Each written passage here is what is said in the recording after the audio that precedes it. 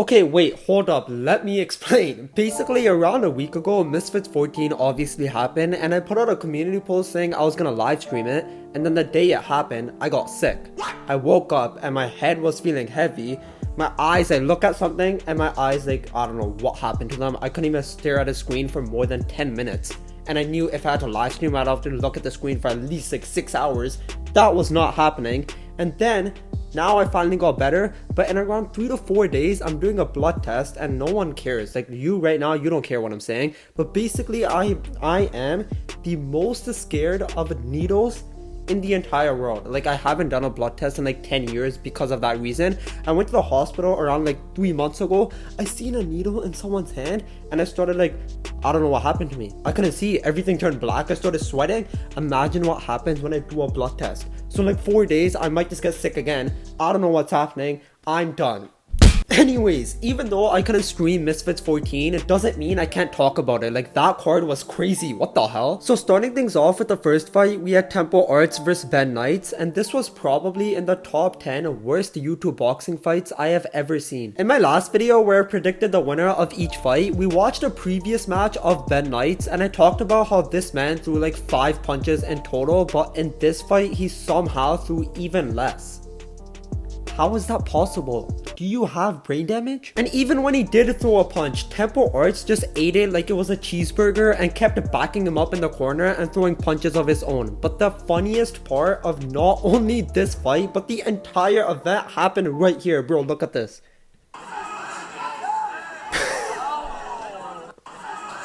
Bro, what?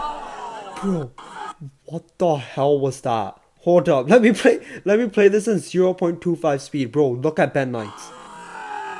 Hold on, bro, watch this. Watch his right hand, ready? Bro, this man got stuck. It got stuck in the top ropes. Bro, it got stuck in the top ropes. His face is wide open now because he has no defense. And this man gets hit with a nice punch right there.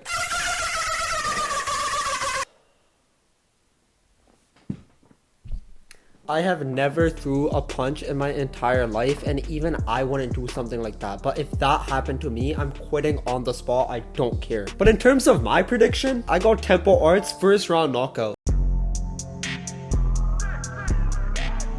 I know I didn't get the round right, but there's like a 0.5% chance of that happening, so I don't care. We're 1 for 1 and let's go. Moving on to the next fight, we had Argentinian King versus Reef, and this fight once again was not good, but it was just straight up funny. Keep in mind, Reef was called in to fight the Argentinian King like 5 days before the card, and this man almost won. Like, if I'm the Argentinian King, I'm honestly just pulling out the lightweight tournament. Like, how do you almost lose to a man that had no game plan and was called in to fight 5 days before the card, meaning he had no time to train? Come on now, dog. Bro, you are not winning. Please just leave for your own safety and health. I am begging you. I mean, if you just look at the highlights, you can see in some moments of the fight, Reef was just straight up destroying him, throwing left and right combinations, throwing uppercuts in there as well. But bro, watch this. I'm gonna replay this right now and look at this man's face. Look at where my mouse is. Look, he's wearing an Argentinian shirt, meaning he has to be in the Argentinian King's corner.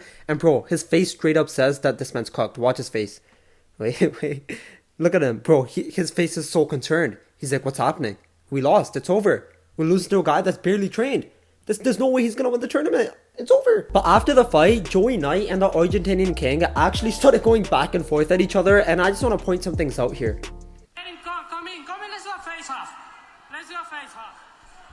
Okay, so Joey Knight comes out of nowhere. Gatito.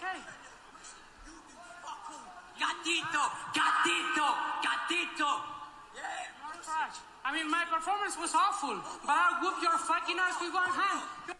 Okay, bro. This man really just said he'll beat Joey Knight with one hand. If you had 15 hands, you would still lose. What are you saying? Like, that makes no sense. You're way too ugly to be the lightweight champion. You're too ugly to be the lightweight champion on Misfits. You gotta have a pretty face like me, buddy.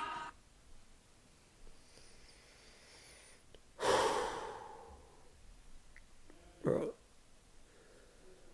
Pretty face, good at boxing. There is no correlation. That's like saying being loyal, and Logan Paul's fiance. Oh, shit. There's no correlation, what do you mean? But in terms of my prediction, I'ma have to take Argentinian King, probably by unanimous decision. Bro, I'm telling you guys, if you ever want to make a bet, just let me know, I got you. Going over to the next fight, we had Mist versus Ryan Taylor, and holy, this was 100% the fight of the night. Like, I honestly thought this would be the worst fight on the card, just because Ryan just goes in there and makes it a brawl, and Mist has never fought before. But bro, I don't even have to talk over this fight. This clip explains itself. Ryan Taylor, how does this fight go on May 11th? Oh, I think it goes whichever way I want it to go, to be honest. Honestly, anywhere that I want it to go, it can go.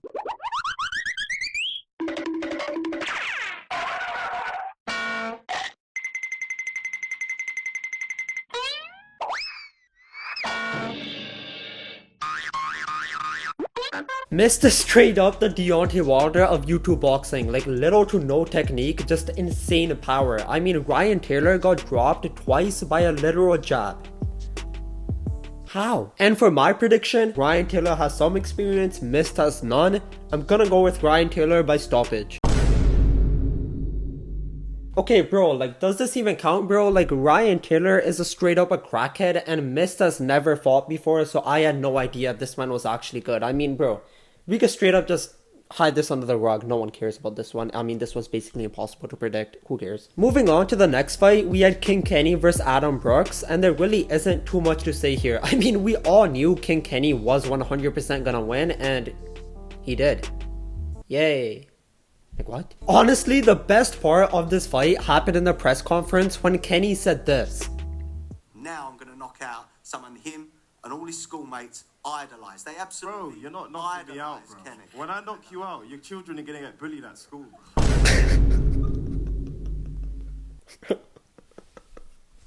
Like bro, what are you even supposed to respond to that? Like, no, they're not. They're really strong. They're not gonna get bullied. What the fuck did you just say? Why'd they just do that? Oh my, bro, ignore that. Okay, let's move on. That's what's gonna happen. First right hands from my kids. So he just said the first right hand is for his kids. So let's see what it looks like. The game's the game, it's the fight game, welcome to it. Okay, let's see what it looks like. Every single shot missed there. Okay.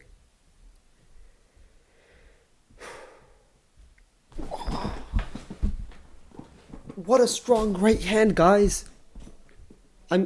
I think his kids are really happy with that one. That was insane. That caused a magnitude 9.5 earthquake. Oh my gosh, that was actually crazy. And in terms of my prediction, so I think this is gonna be a pretty easy win for King Kenny, probably by knockout. Now going over to the co-main event, we got Barbie vs Julie Polka, and I don't even know what clips I could show from this fight just because the entire thing was action-packed. I mean, in my last video, I literally said this is probably gonna be one of the best fights on the card, and it 100% was. I even said this was gonna be a tough fight to predict, and I think you can see why. But in terms of Julie Polka, I think she needs to fight like a professional MMA fighter, maybe a professional boxer at this point, because I don't think there's an influencer that can actually beat her. But looking at my prediction, I'ma have to go with Julie Polka here just because she has crazy power and one punch can literally change everything. I forgot to say, by unanimous decision.